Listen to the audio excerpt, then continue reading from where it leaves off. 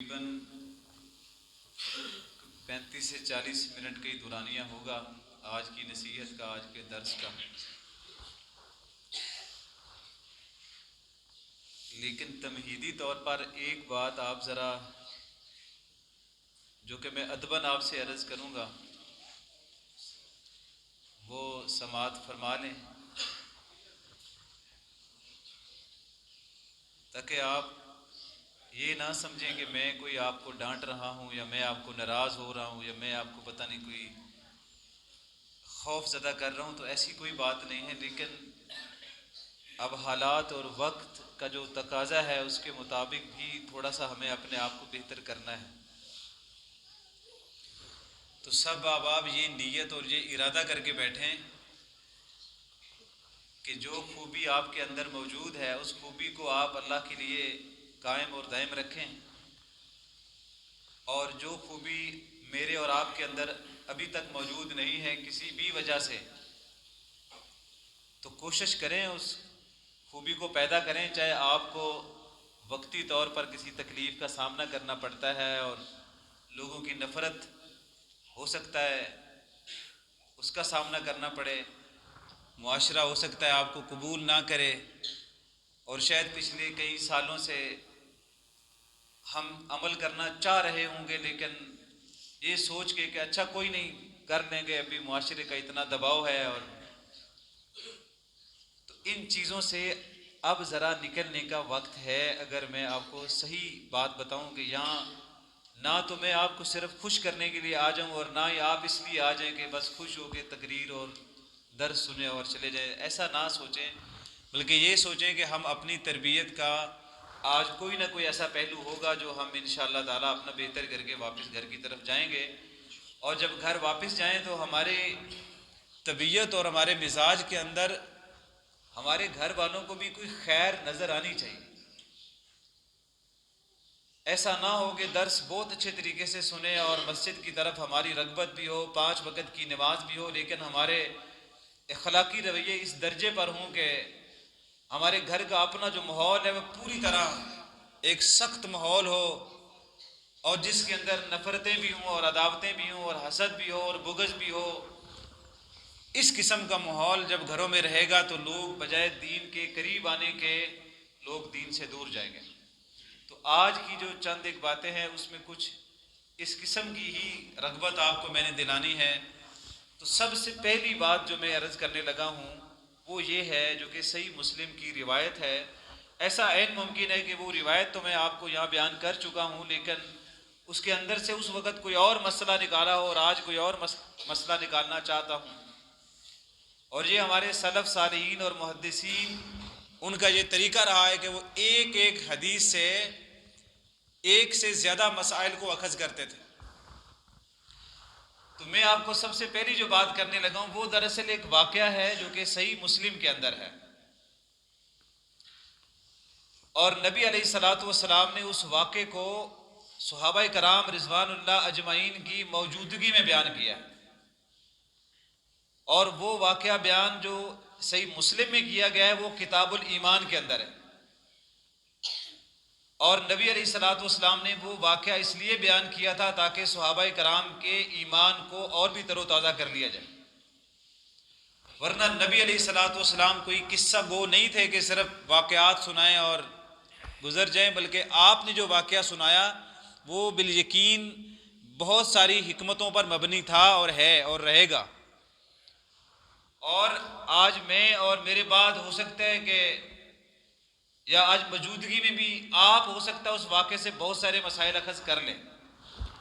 تو سب سے پہلے میں وہ واقعہ آپ کو سناتا ہوں اور اس سے جو سبق ہے وہ آپ کے سامنے رکھتا ہوں۔ عام طور پر ہماری معاشرتی زندگی میں یہ تصور پیدا ہو گیا ہے کہ میں اکیلا ہوں، فیملی کے اندر اکیلا ہوں، اور میں آپ کو ایک خاص بات بتاؤں کہ ایک وقت ہم پہ ایسا ہوتا ہے ہم گاؤں میں اکیلے ہوتے ہیں، تو اس وقت ہمارا جملہ یہ ہوتا ہے کہ میں چونکہ گاؤں میں اکیلا ہوں اور اس لیے اگر میں نے دین کے اس معاملے پر عمل کیا تو گاؤں والے خلاف ہو جائیں گے،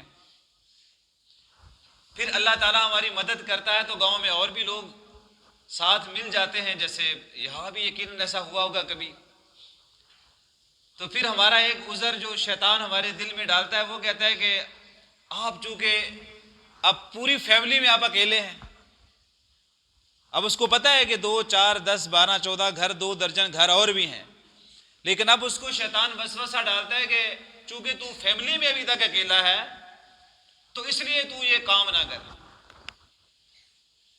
اچھا، جب وہ فیملی کسی درجے میں ساتھ دینے لگ جاتی ہے تو نفس ہی ہے نا، یہ تو صرف اپنے آپ کو مطمئن کرتا رہتا ہے، کہتا ہے کہ ٹھیک ہے، نرمی کے ساتھ، بڑے تحمل کے ساتھ آرام سے کچھ کرنے کی کوشش کرتا ہوں، یہ ابھی ٹائم گزر جائے، چونکہ ابھی میری بیٹیوں کی کوئی نکاح ہونے ہیں اور بیٹوں کی شادیاں کرنی ہیں، تو لوگوں کے ساتھ ایک تعلق بھی جوڑنا ہے، تو مزید معاملہ کوئی خراب نہ ہو جائے، ابھی بچوں کی شادیاں ہو جائیں تو اس کے بعد میں یہ کروں گا۔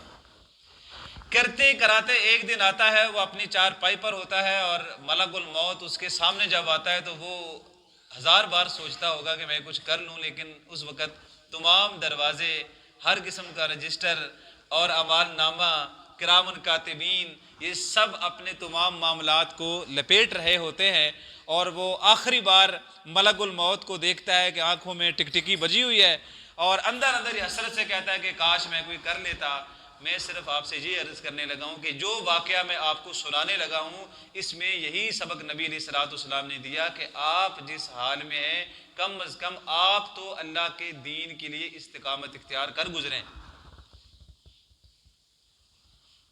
اور اس واقعے کے اندر نبی علیہ الصلوۃ والسلام نے جن پہلوؤں کا خاص ذکر کیا ہے وہ بھی میں واضح کرتا ہوں۔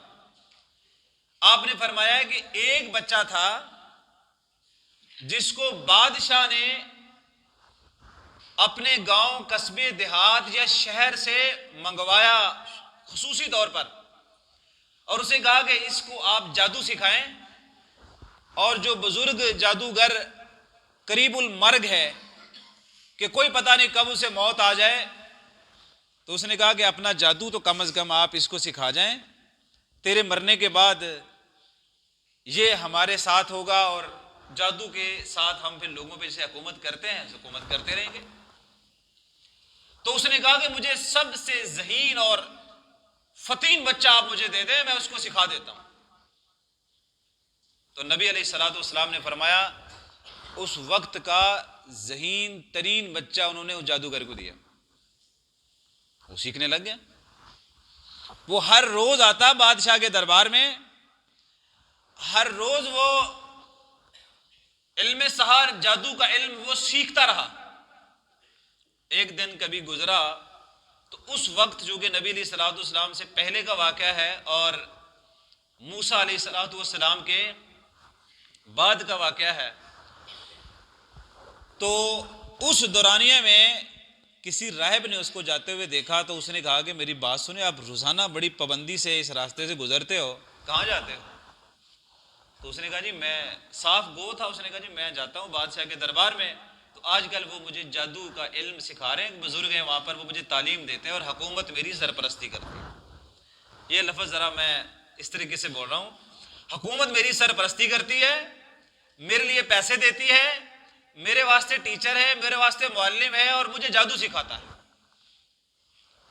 تو وہ راہب نے کہا کہ میں حکومت تو نہیں ہوں، سادہ سا بندہ ہوں، یہاں بیٹھا رہتا ہوں، کو اللہ اللہ کرتا رہتا ہوں، میرے پاس بھی ایک علم ہے، تو اگر تو تھوڑا تھوڑا وہ بھی سیکھ لے تو میرے خیال سے وہ بھی کبھی تجھے کام آئے گا۔ تو اس نے کہا چلے ادھر سیکھنے جاتا ہوں، تو ان کے پاس بھی بیٹھ جاتا ہوں۔ وہ کچھ دیر کے لیے راہب کے پاس بیٹھا تو نبی علیہ الصلوۃ والسلام نے فرمایا اس نے اس وقت کا جو دین تھا، جو نظریہ تھا، جو عقیدہ تھا، جو تورات انجیل سے اس نے لیا تھا یا زبور سے یا باقی صحیفوں سے جو کچھ بھی اس کے پاس جمع پونجی تھی علم کی، وہ اس کو سکھانے لگا کہ یہ عقیدہ ہے، یہ اللہ تعالیٰ ہے، یہ اللہ کا تعارف ہے، اللہ ہمارا خالق ہے، مالک ہے، اور ساری چیزیں اس کو سکھاتا رہا۔ اب وہ راہب کے پاس دین سیکھتا تھا جس کی کوئی سرپرستی حکومت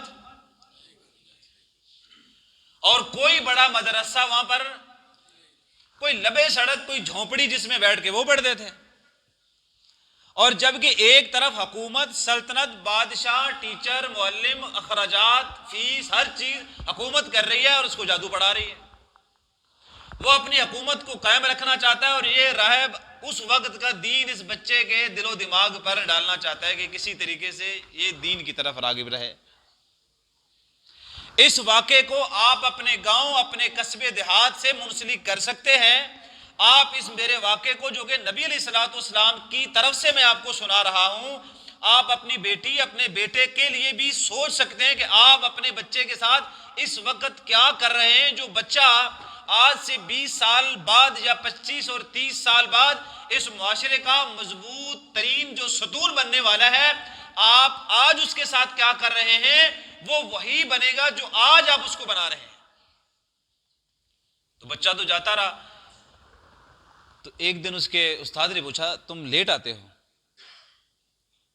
تو ڈانٹ بھی دیا. گھر گیا تو گھر والوں نے کہا تم لیٹ آتے ہو، تو ڈانٹ بھی دیا. اس نے راہب کو بتایا کہ حضرت اب مجھے ادھر سے بھی ڈانٹ پڑتی ہے اور گھر سے بھی ڈانٹ پڑتی ہے، اور آپ کا جو ٹائم ہے یہ ٹائم فریم میرے کسی کھاتے میں نہیں ہے. بس مجھے پتہ ہے والدین کو بھی کہ اس ٹائم وہاں جانا ہے، اس ٹائم واپس آنا ہے، اور بادشاہ کو بھی پتہ ہے کہ اس وقت میں نے آنا ہے، یہ میرے جانے کا ٹائم ہے. تو بیچ میں جو آپ کے پاس ٹھہرتا ہوں میں لیٹ ہو جاتا ہوں، حضرت اس کا کیا حل نکالیں؟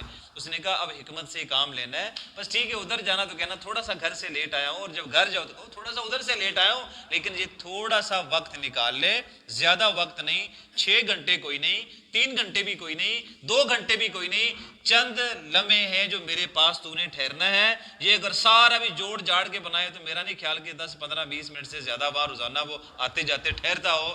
یہ وہ سیکھتا رہا. اس بہانے سے ایک دن، یہ جملہ اب آپ سب کے لیے اور میرے لیے، اس نے سڑک پر دیکھا اتنے لوگ جمع ہیں اور سب خاموشی سے ایسے کھڑے ہیں، کوئی آگے نہیں جا رہا، رش پڑا ہوا ہے. وہ بیچ میں آیا اور آگے نکل کے کہنے لگا کیا بات ہے آپ لوگ یہاں اتنا رش کیوں ڈال کے کھڑے ہیں؟ تو کسی نے اس کو بتایا کہ آپ کو معلوم نہیں ہے بیٹا، آگے اتنی بڑی کوئی بلا ہے، کوئی درندہ ہے، کوئی خطرناک قسم کی چیز ہے. جب تک وہ راستے سے ہٹ نہیں نہ جائے گی تب تک ہم اس راستے کو عبور نہیں کر سکتے. آپ اس بات کو جو ابھی میں کر رہا ہوں، آج آپ کے معاشرے میں بھی بہت سارے اس قسم کے وہ نظریات ہیں جو ایک درندہ صفت بنے ہوئے ہیں. وہ کلچر ایسا ہے، وہ تہذیب ایسی ہے، وہ تمدن ایسا ہے جو آپ کو ڈراتا رہتا ہے کہ انج نہ کری، جے تو انج کیتا تے پھر انج ہو جانا ہے. تو سارے لوگ رکے ہوئے ہیں. آج جیسے ہم بھی جم غفیر ہیں پر رکے ہوئے ہیں، کرنا کچھ نہیں ہے. تو بچے نے کہا کہ آپ لوگ ایسے ہی کھڑے ہیں. تو آگے نکل کے اس نے ایک پتھر اٹھایا، ایک پتھر، اور اکیلا، اتنا مجمع تھا وہ بھی بیچ میں سیٹ ہو کے کھڑا ہو جاتا، ٹھیک ہے جدوں میں ہٹ گیا پھر اب لگ جائیں گے سانو کیڑا مسئلہ ہے. لیکن اس نے سوچا کہ ایسی بات نہیں ہے. اس نے پتھر اٹھایا اور دل میں کہا، اونچا نہیں کہا. اس نے کہا یا اللہ آج تو امتحان کا دن ہے. ہمارے امتحان ہوتے ہیں پیپروں پر، ہمارا پرچہ ہوتا ہے جو ٹیچر دیتا ہے اور ہم اس کو حل کرتے ہیں. اور اس نے کہا یا اللہ میں جادو بھی سیکھتا ہوں اور میں تیرا دین بھی سیکھتا ہوں، بس آج امتحان یہ ہے اگر تیرا دین سچا ہے، اگر تیرا دین سچا ہے جس کی کوئی سرپرستی حکومت و بادشاہ حاکم نہیں کر رہا، میں یہ پتھر فقط گراؤں گا، بس میں گراؤں گا. اگر تیرا دین سچا ہے نا اس درندے کو ہلاک کر دے تاکہ میں یہ مشاہدہ کر سکوں. اور یہ مشاہدہ کوئی غلط نہیں ہے. ابراہیم علیہ السلام نے بھی یہی کہا تھا، یا اللہ تو جو کہتا ہے میں زندہ کرتا ہوں میں مارتا ہوں، پر یا اللہ تو کیسے زندہ کرتا ہے کیسے مارتا ہے؟ تو اللہ تعالیٰ نے فرمایا آپ کو میرے اوپر ایمان نہیں ہے. کہا ایمان ہے لیکن اطمینان قلب مجھے چاہیے.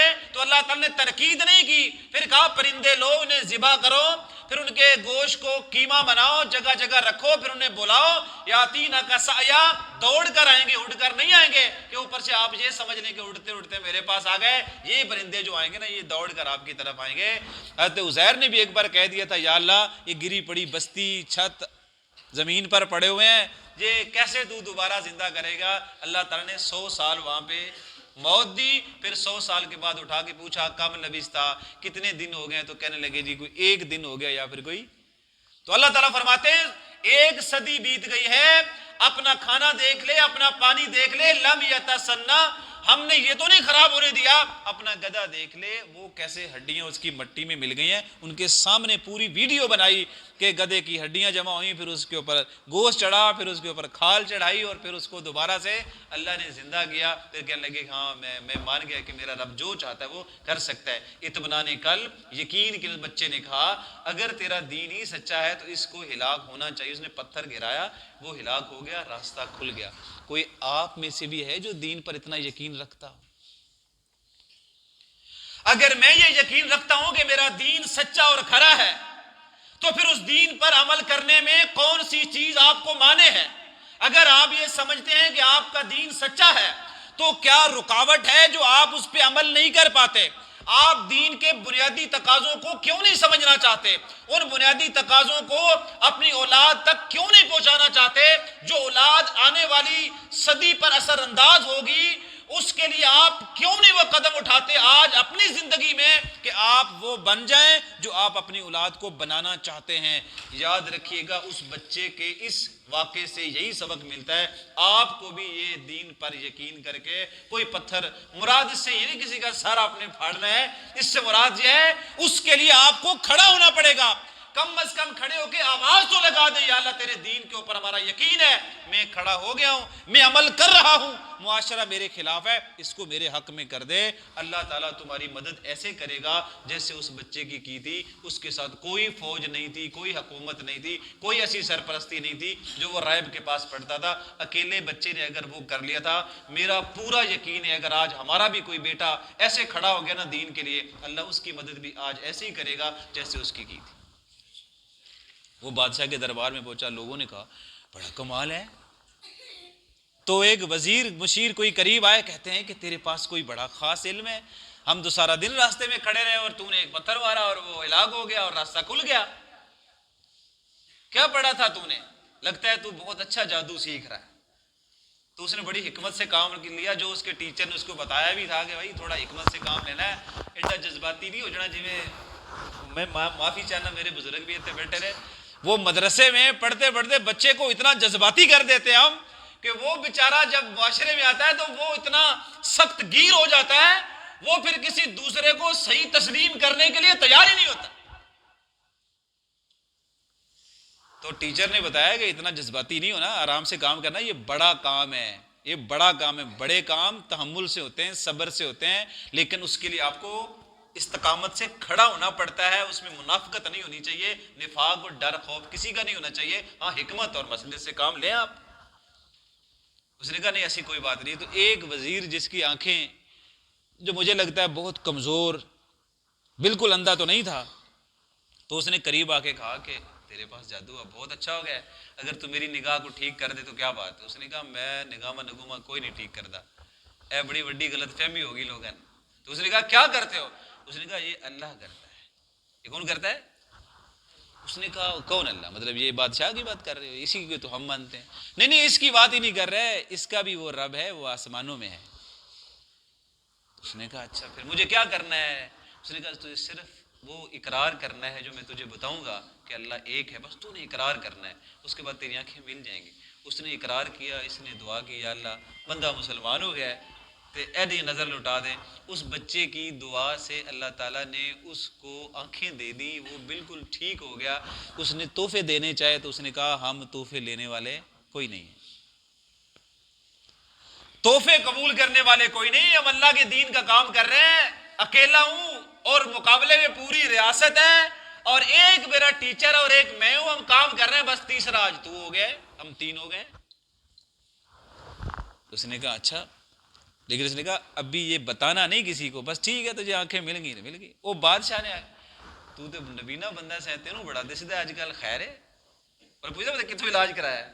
اس نے کہا نہیں میں علاج کروایا تھا تو اللہ تعالیٰ نے خیر کر دی. اچھا میری بات کر رہے ہو کہ میں نے, اس سے جب ایمان اندر آ جائے نا پھر زبان پر آ جاتا. اس نے کہا تین تیسی رب نہیں بنتے, وہ آسمانوں پر ہے جس کو میں رب مانتا ہوں, اس نے اتنا کرم کیا. بھائی صاحب یہ جملہ سوچیں, یہ حضور نے بیان کی حدیث میں, اپنا قصہ بیان نہیں کر رہا. جب وہ نبینا تھا تو وہ دل کا بھی نبینا تھا, آنکھوں کا بھی نبینا تھا, اور جب اللہ نے اس کے دل کو بھی ایمان سے بھر دیا اور اس کو آنکھیں بھی لٹا دی, اس نے اپنی آنکھوں کو اپنے دین پر لٹا دیا.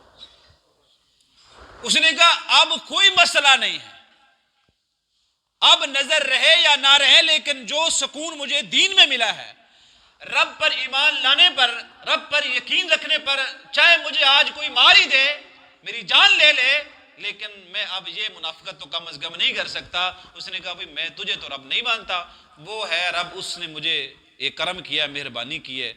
تو اس نے مارا, سزا دی بادشاہ نے. وہ بچے کا نام لیا, بچے کو پکڑا, بچے سے زبردستی پوچھتا رہا, تو اس نے راہب کا نام لیا. تینوں لائن پہ آ گئے. پہلے جس کو آنکھیں ملی اس کو قتل کیا, شاگرد کو. اب یہ بچے کا شاگرد تھا, اور بچے کا جو استاد ہے اس کو جا کے 2 حصوں میں تقسیم کر دیا. بچہ پھر اکیلا رہ گیا.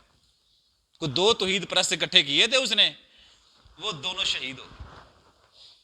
بنیادیں جو رکھی جاتی ہیں نا دین کی, اور بھائی صاحب وہ صرف ہنسی مزاق سے ایسا کوئی نہیں ہوتا. اس کے اندر انسانوں کا خون بھی لگتا ہے, اس کے اندر آپ کو قربانی دینی پڑتی ہے. اور جب اس کے استاد کو بھی شہید کر دیا گیا تو کہا کہ چھڑنا سی تینے بھی کوئی نہیں. اب ایسا ہے کہ اتنی تیرے اوپر فیس ہم تیری بھرتے رہے, خرچہ ہم کرتے رہے, تجھے جادو پڑھاتے رہے, ہم چاہتے ہیں کہ تو واپس لوٹا اسی دین پر جس پر ہم سارے ہیں.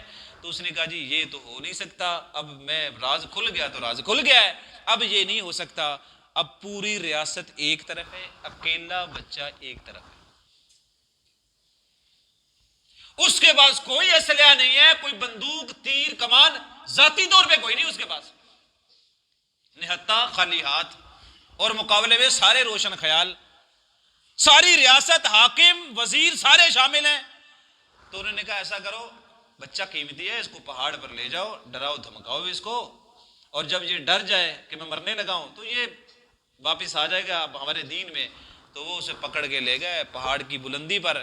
جب وہاں پہنچے نا تو انہوں نے کہا کہ اب تجھے گرانے لگے ہیں. تو اس نے صرف یہ کہا کہ اللہم اکفینی بہم بما شئتا, یا اللہ ان لوگوں کے بارے میں, یہ جو مجھے گرانے والے ہیں, تو کفایت کر دے, اور جیسے تو بہتر جانتا ہے نا ایسے ہی کر لے. میں تجھے رائے بھی کوئی نہیں دیتا کہ یا اللہ انج کر, جس طریقے پر میرے اللہ تو پسند کرتا ہے, جیسے تو بہتر جانتا ہے نا, کافی ہو جائے ان کو. نبی علیہ الصلوۃ والسلام نے فرمایا زلزلہ آیا, وہ سارے گر گئے, یہ بچ گیا, اور یہ پیدل چل کے پھر بادشاہ کے دربار میں آ کے کہتا ہے وہ سارے مر گئے ہیں اور میں بچ گیا ہوں, اب میرے لیے کیا حکم. اس نے کہا اب حکم یہ ہے کہ اس کو دریا کے سنٹر میں لے جاؤ, اور وہاں جا کے اس بچے کو ڈبونے کی دھمکی دو, ہو سکتا ہے کہ ڈر جائے. تو وہ دریا کے بیچ میں لے گیا. تو اس نے پھر وہی دعا پڑھی, یا اللہ پہاڑ بھی تیرے ہیں, یہ دریا سمندر بھی تیرے ہیں, میں بھی تیرا ہوں, زمین و آسمان تیرے ہیں, تو کافی ہو جا, میں کمزور بندہ ہوں, میں کچھ نہیں کر سکتا. اللہ تعالیٰ نے جیسے پہاڑوں کے اوپر اس کی مدد کی تھی, پانی کی لہروں کے اوپر بھی اس کی مدد کی. وہ سارے ڈوبے, یہ اکیلا بچ کے واپس آ کے بادشاہ کو کہتا ہے وہ سارے ڈوب گئے ہیں, میرے رب نے مجھے بچا لیا ہے, اب بتاؤ کیا کرنا ہے میرے سے. میرے پاس یقین مانے کے الفاظ نہیں ہیں کہ میں آپ کے دل میں یہ بات کیسے اتاروں کہ میں آپ کو جذباتی نہیں کر رہا, میں آپ کو حقیقت سے آشنا کر رہا ہوں کہ جب انسان کا ایمان اتنا مضبوط ہو جاتا ہے کہ وہ یہ سمجھتا ہے کہ میرا رب میرے ساتھ ہے, پھر وہ کسی حکومت کے سامنے اکیلا کھڑا ہو جائے نا, تو تب بھی اللہ تعالیٰ اس کی اتنی مدد کرتا ہے کہ بڑی بڑی حکومتیں وہ گھٹنے ٹیک جاتی ہیں, لیکن کھڑا ہونا پڑتا ہے. تو اس نے کہا بھائی تجھے مارنا ہے کیا, کیسے مارے؟ اس نے کہا آپ ایسے کریں, ریاست کے چیدہ لوگ جو بڑے قیمتی ہیں سب کو ایک گراؤنڈ میں جمع کرو, جو کہ ہزاروں میں ہوں گے, ایک درخت کے ساتھ مجھے لٹکا لے, ایک درخت کے ساتھ مجھے لٹکا لے, تیر میں تجھے دوں گا, اور طریقہ بھی تجھے میں بتاؤں گا کہ وہ تیر جب تو نے چھوڑنا ہے تو تو نے پڑھنا ہے بسم اللہ برب حاضر غلام, کہ میں اس اللہ کا نام لے کے تیر چھوڑ رہا ہوں جو اس غلام کا, اس بچے کا رب ہے. بس تو چھوڑ دینا, مجھے مارنا, تو تیرا جو مقصد ہے وہ پورا ہو جائے گا. تجھے مجھے مارنے میں تل ہی گیا. اس نے ڈھیر سارے لوگ جمع کیے, اسے تھا کہ اس کا تماشا خوب بنائیں گے, اور اسے لٹکایا. لٹکانے کے بعد جب اس نے دیکھا کہ لوگ سارے جمع ہیں اور بادشاہ نے یہی پڑھا, بسم اللہ برب حاضر غلام، کہ اس رب کے نام سے شروع کرتا ہوں جو اس غلام کا بچے کا رب ہے۔ اس نے چھوڑا، کن پٹی پہ تیر لگا، اور اس نے، اور اس روایت کو بڑے عمر بن خطاب رضی اللہ تعالیٰ عنہ جیسے عظیم صحابی نے بھی اس کو ایک سند کے اندر روایت کیا ہے، اس نے اپنی ایسے کن پٹی پر انگلی رکھی اور وہ ہمیشہ کے لیے اللہ تعالیٰ کو پیارا ہو گیا اور وہ شہید ہو گیا۔ یہ تینوں توحید پرست کیا ہوئے؟ شہید ہوئے۔ وہ لٹک کر وہ آرے میں آ گیا، اس کو اس نے وزیر کو ویسے مار دیا۔ ان تینوں کی شہادت رنگ اتنا لائی کہ اس ریاست کے جتنے لوگ وہاں پہ تھے وہ سارے کے سارے مسلمان تھے۔ قرآن کریم میں ان کو اصحاب الاخدود کے نام سے یاد کیا جاتا ہے۔ سورۃ بروج آپ پڑھ کے دیکھیے گا تو یہ جتنی بات میں نے کی ساری آپ کو قرآن مجید سے مل جائے گی، اور حدیث کو ساتھ ملائیں گے تو پوری بات آپ کو سمجھ آ جائے گی۔ وہ جو ہزاروں میں لوگ مسلمان ہوئے تھے نا، اس بادشاہ نے کہا خندقیں کھود دو، ان سب کو آگ میں جلا دو۔ وہ اتنے پکے ایمان والے اور پکے یقین والے رب پر پکا یقین تھا ان کا، انہوں نے کہا اب ایمان مل گیا ہے، اب اگر ہم مر بھی جائیں تو کوئی بڑی پریشانی کی بات نہیں ہے۔ وہ سارے اس آگ میں ڈال کر اصحاب الاخدود خندقوں والے بادشاہ نے سب کو جلا دیا۔ وہ جل گئے، لیکن بادشاہ کے سامنے وہ جل رہے تھے۔ نبی علیہ الصلوۃ والسلام فرماتے ہیں ایک ماں جو تھی وہ رک گئی، اس نے کہا اس بیٹے کا کیا قصور ہے جو میں نے اپنی گود میں لیا ہوا ہے، اس کو لے کے میں آگ میں کود جاؤں، چھوڑ کے جاؤں تو کیسے جاؤں، یہ بعد میں کیا سے کیا اس کے ساتھ ہونے والا ہے۔ تو وہ بچے نے بول کے کہا یہ آگ نہیں ہے اماں، تم اس میں چھلانگ لگاؤ، یہ اندازہ ہی نہیں تجھے یہ آگ انہوں نے جلائی ہے، لیکن اماں یہ اللہ تعالیٰ نے وہ کرم کیا ہے جو ابراہیم علیہ السلام کو آگ میں جلنے سے بچاتا ہے، جو اسماعیل ذبیح اللہ کو چھری کے نیچے ذبح نہیں ہونے دیتا، اور جو یونس بن متا کو دریا کے نیچے پانی میں اور مچھلی کے پیٹ کے اندر بھی محفوظ رکھتا ہے، پھر وہاں سے نکال کے باہر لاتا ہے، اور غار کے اندر ابو بکر نبی علیہ الصلوۃ والسلام اور ابو بکر صدیق رضی اللہ عنہ کی حفاظت کرتا ہے۔ اور جو اتنا بڑا رب ہے، اس رب نے ان سب کو جو آگ میں پھینک رہا تھا، دراصل اللہ تعالیٰ نے اس آگ کو جو بھی حکم دیا، اللہ تعالیٰ نے اس آگ کو ان کے لیے آگ نہیں رہنے دی، جنت کے دروازے اللہ نے وہاں سے کھولے۔ لیکن کہنے کا مطلب یہ ہے ایک بچے کی محنت سے، کوشش سے، کاوش سے پوری ریاست شکست کھا جاتی ہے اور اتنے لوگ جنت میں چلے جاتے ہیں۔ آپ بھی جس دن ایمان کے بل بوتے پر کھڑے ہو گئے نا، ابھی تو کھڑے ہوتا نا برادری کے بل بوتے پر، اور میرے ساتھ ناراض مت ہونا، لوگ تو ابھی الیکشن آ رہے ہیں تو لوگ برادری کے طور پہ کھڑے ہوتے ہیں، اور پورے سسٹم کے اندر ایمان کے بل بوتے پر کوئی بھی کھڑا نہیں ہوتا۔ ایک بھی آدمی کھڑا اور وہ کہے کہ میں ایمان کے بل بوتے میں ہار جاؤں، کوئی مسئلہ نہیں ہے، لیکن میں اس لیے کھڑا ہو رہا ہوں کہ میرا ایمان یہ تقاضا کرتا ہے کہ میں یہاں پہ کوئی صحیح عدل اور انصاف قائم کروں، میرا ایمان یہ تقاضا کرتا ہے کہ اپنے گاؤں کے اندر سے رسم و رواج کو میں ختم کر دوں، میرا ایمان یہ تقاضا کرتا ہے کہ یہاں کی جو بدعات اور رسومات ہیں، جو اللہ کے دین کے مقابلے میں جو طاغوت اور بت تم نے بنا رکھے ہیں، ان کو گرانے کے لیے میں کھڑا ہوں۔ تمہاری نالیاں بھی بنا دیں گے اور تمہاری سڑکیں بھی پکی کر دیں گے، لیکن ساتھ میرا ایمان تقاضا کرتا ہے کہ یہاں ہم غلط چیزوں کو بھی ختم کریں گے۔ اس کے اوپر کھڑا ہونے کے لیے تیار ہی نہیں، وہ پہلے ہی ایمان بنا کے بیٹھا ہوا ہے۔ مولوی صاحب دین دے ناتے کھڑے ہوئے ہیں، ایک بھی ووٹ نہیں جسے ہم لبنا۔ تو اللہ کا واسطہ ہے اپنی تربیت کر لیں، اپنے بچوں کی تربیت کر لیں کہ دین کی بنیاد پر بھی کوئی قدم اٹھائیں۔ آخری اور دوسری بات ہے جس پر ہم اپنی تقریر کو سمیٹ لیں گے، یہ یاد رکھیں کہ نبی علیہ الصلوۃ والسلام نے ہی یہ بات بھی صحیح بخاری کے اندر ہے، جو میں صحیح بخاری سے ہی آپ کو سنا رہا ہوں، اور یہ بھی میرے معاشرے کی ایک اکائی ہے۔ اگر یہ حدیث آپ کو سمجھ آ گئی تو میرے خیال سے آج کا جو درس میں نیت اور ارادے کے ساتھ آیا تھا، میں سمجھ لوں گا کہ میں نے اپنا پیغام کم از کم آپ تک پہنچایا۔ نبی علیہ الصلوۃ والسلام فرماتے ہیں کہ ایک بستی کے اندر 3 لوگ تھوڑے تھوڑے کئی وقفے پر وہ آباد تھے، اور ان میں جو پہلا انسان تھا اس کو کوئی ایسا مرض تھا اس کو کہ اس کے سر کے جو بال ہیں وہ سارے کے سارے جھڑ جاتے تھے، اور کوئی بندہ اس کے قریب نہیں آتا تھا۔ تو اس کے پاس ایک فرشتہ آیا انسانی شکل میں، اور اس نے آگے فوری طور پہ اس سے پوچھا کہ تجھے کیا پسند ہے؟ اس نے کہا جی مجھے تو یہ پسند ہے کہ میرے سر کے اوپر جو ایک عجیب قسم کی بیماری مسلط ہے، بال ہوتے نہیں ہیں، پیپ رستہ رہتا ہے، لوگ میرے قریب کوئی نہیں آتے، میں چاہتا ہوں کہ لوگ میرے قریب آئیں، میری بات سنیں۔ اب اس جملے کو ذرا الٹ کر لیں آپ، میں ابھی آپ کو بتاتا ہوں، آپ کو زیادہ سمجھ آ جائے گی۔ اس نے کیا کہا؟ میرے بال ٹھیک ہو جائیں، میرا سر ٹھیک ہو جائے تاکہ لوگ میرے قریب آ جائیں۔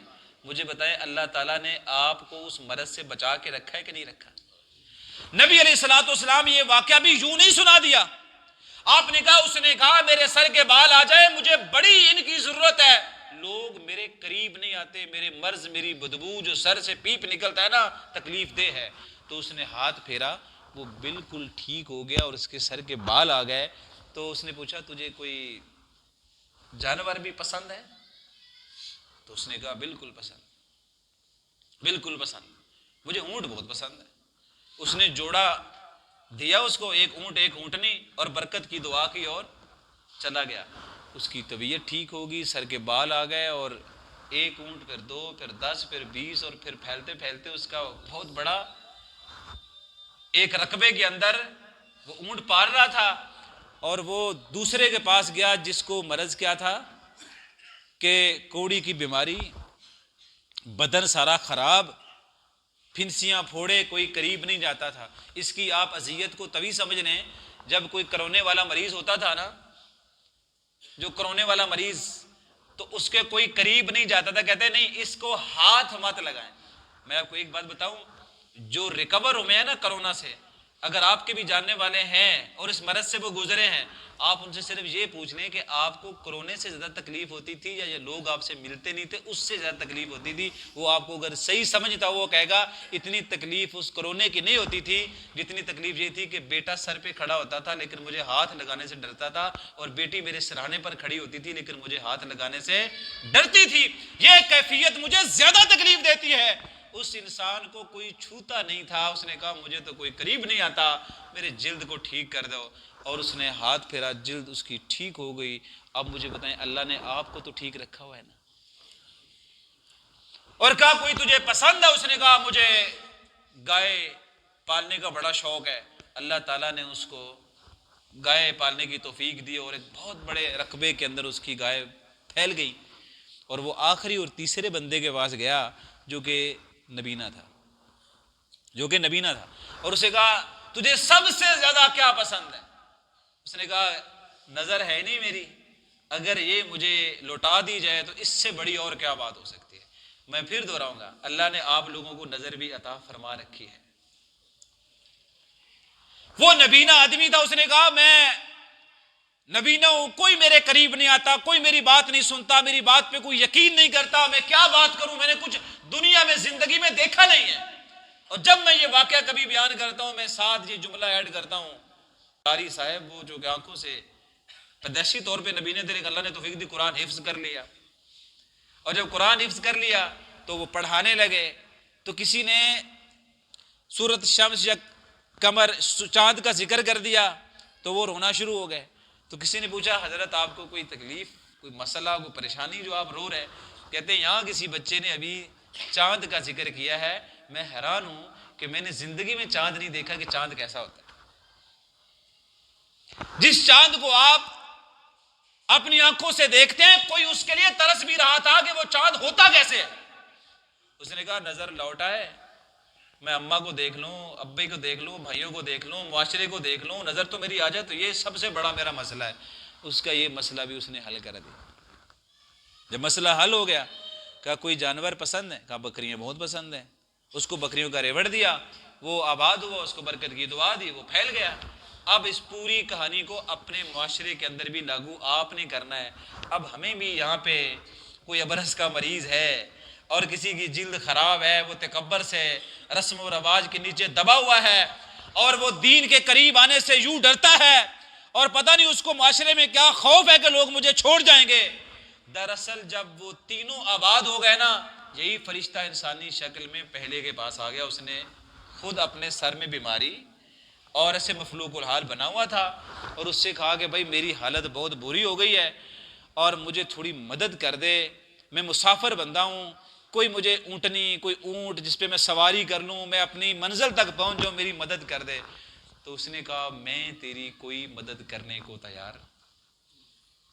اس نے کہا مجھے پتا ہے کہ تو بھی میری طرح کبھی مریض رہا ہے. اس نے کہا تیرا دماغ صحیح ہے, میں تو کبھی ایسا نہیں ہوا, میں تو کبھی ایسا نہیں ہوا, میں تو شروع سے امیر ترین بندہ ہوں. میرے لیے تو آپ عجیب بات کر رہے ہیں کہ میں کبھی تیری طرح مریض رہا ہوں. چل, میرے مال میں تیرا کوئی حصہ نہیں ہے, میری دولت میں تیرے لیے کوئی حصہ نہیں ہے. تو پھر اس نے اس کو بتایا میں وہ فرشتہ تھا جو تیرے پاس آیا تھا اور یہ سارا معاملہ کیا تھا. اب اپنے معاملے کی خبر کر, تیرے ساتھ جو ہونے والا ہے. ناشکری کی اس نے انتہا کر دی. آج جب اللہ آپ کو چیزیں دے رہا ہے تو آپ ناراض مت ہونا. جب اللہ دے رہا ہے تو آپ کو اللہ کا دین ذرہ برابر بھی یاد نہیں ہے, تو آپ اور میں بھی کسی درجے پر اس آدمی کی طرح ہو جاتے ہیں جس کو اللہ نے سب کچھ دیا تھا لیکن وہ مکر گیا. اور یہ دوسرے بندے کے پاس گیا جو کہ جلد کا مریض, اس کے پاس گیا تو خود بھی ایسی حالت میں گیا. تو اس نے کہا دیکھو میں مریض ہوں اور میرا سفر لمبا ہے اور مجھے کوئی چیز دے دے کھانے پینے کو. اس نے کہا کوئی کھانے پینے کے لیے نہیں ہے اور کوئی تجھے میں مدد نہیں کروں گا, اپنی راہ پکڑ, اپنا کام کر. اس نے کہا میرے خیال سے تو بھی کبھی میری طرح ہی تھا. اس نے کہا یہ جھوٹ بول رہے ہو, میں کبھی تیری طرح نہیں رہا, میں کبھی بھی تیری طرح نہیں رہا. میں تو پیدائشی طور پہ امیر اور میری اتنے بڑے گائے اور فارم اور پتہ نہیں کیا سے کیا میں نے بنا لیا ہے, میں تیری طرح تھا کوئی. اس نے بھی ناشکری کی انتہا کر دی.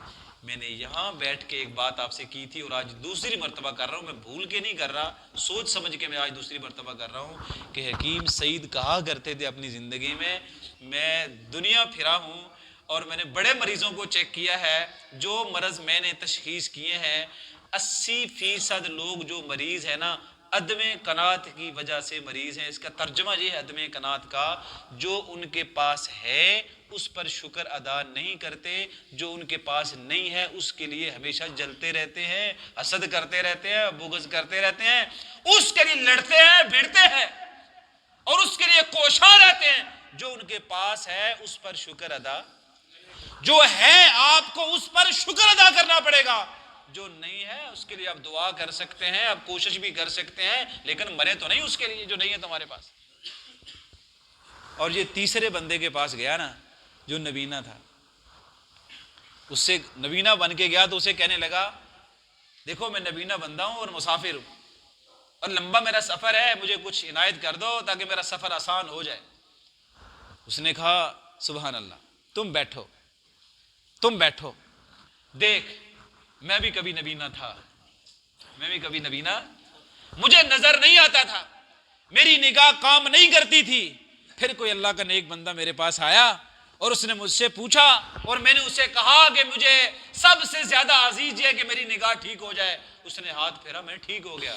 میں غریب تھا, مفلوج الحال تھا, میرے پاس کچھ بھی نہیں تھا. پھر اس نے مجھے 2 بکریاں 2 جوڑا دیے اور پھر وہ پھیلتے پھیلتے اتنے ریوڑ بن گئے, اتنی برکت ہو گئی ہے کہ میں سوچ نہیں سکتا کہ میں بھی کبھی اتنا امیر ہو گیا ہوں. آج تو میری طرح ہے, جتنی بکریاں چاہیے. صحیح بخاری پڑھ کے دیکھیے گا. اس نے کہا میں تیرے ہاتھ کو نہیں روکنے والا, جتنا مرضی ہے ریوڑ لے کے چلا جا, جتنی ضرورت ہے اسے لے کے جا. اس نے شکر گزاری کی انتہا کر دی. وہ پہلے والے 2 تباہ ہو گئے, یہ شکر گزار اللہ کے دین کے لیے ایک کامیاب ہو گیا. یہ دوسری آخری بات یہ تھی جو اللہ نے آپ کو دے دیا ہے, خدا را اس پہ شکر کر کے تو دیکھیں, اس پہ شکر گزاری کا معاملہ کر کے تو دیکھیں. وہ شب بھر کو جو دیگ پکاتے تھے, یہ تمہارے فیصل آباد میں سمندری اور اس ایریے میں وہ پکتی ہے, اب بھی ساری رات حضرت اس کو رکھتے ہیں چولہے پر, نیچے آگ جلاتے رہتے ہیں اور بڑے ڈھیر سارے میوہ جات اور پتہ نہیں کیا سے کیا اس میں ڈالتے ہیں. وہ اب بھی شادی جب ہوتی ہے تو گاؤں قصبے دیہات میں اب بھی وہ رسم اسی طرح ہے. صبح ناشتے میں وہ اپنے مہمانوں کو کھلاتے ہیں, وہ بڑی مزیدار قسم کی دیگ ہے, اس کا نام بھی یہ رکھا ہے جو رات بھر پکتی رہتی, مجھے اس کا صحیح نام بھول گیا ہے, یعنی شب بھر وہ پکتی رہتی ہے دیگ, تو اتنی مزیدار.